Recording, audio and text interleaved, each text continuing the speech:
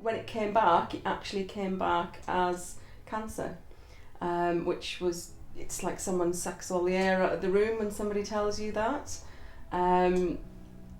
As you know, there's two types of cells. I had the posh one. I had the inner glandular one, which is not the common HPV.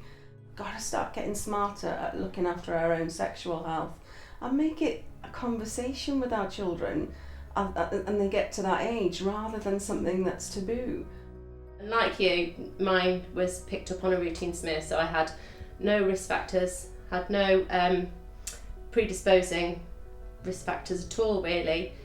Mine was caused by HPV. I had no idea I was carrying HPV. There was no clinical signs whatsoever. And that's it, you're just walking around with this time bomb until you actually get told that this is something that could stop you having children. Or worse. Well, yeah, and you know, Jane Goody, bless her. Yeah, I had my smear test because of Jane Goody, so I was very lucky in the fact that all the health promotion that went around, that was sort of flying around in the media regarding smear testing, kind of highlighted the importance of having routine smears. And hers was, she was having symptoms actually. It's very, very rare not to have symptoms with cervical cancer, but I had none. No. And when I went for my smear test, there must have been something that wasn't quite right, because the nurse said to me, "Have you ever had abnormal cells before?" And I said, no issues or no problems. Lovely looking. And she, now I think back, she was a bit quiet, and she said, there might be some follow-up, so just make sure you go.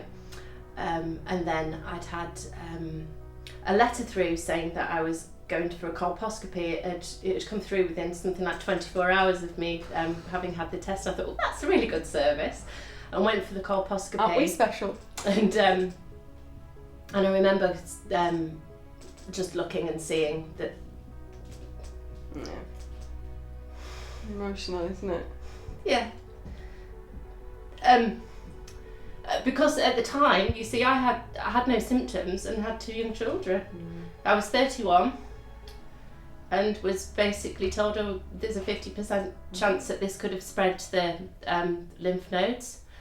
And if it has, then you would have a 50% chance of survival at 5 years. And my son was 3 and my daughter was 7. I think if people knew how difficult that conversation is to have with your children, you would have with anyone. Just tell anybody it's difficult, isn't it? And I just think, you wouldn't go out and not put your seatbelt on. You wouldn't go out in a car and not use your seatbelt. There is screening. We're in a really privileged world where screening is available. And there's a reason why we're screening these things.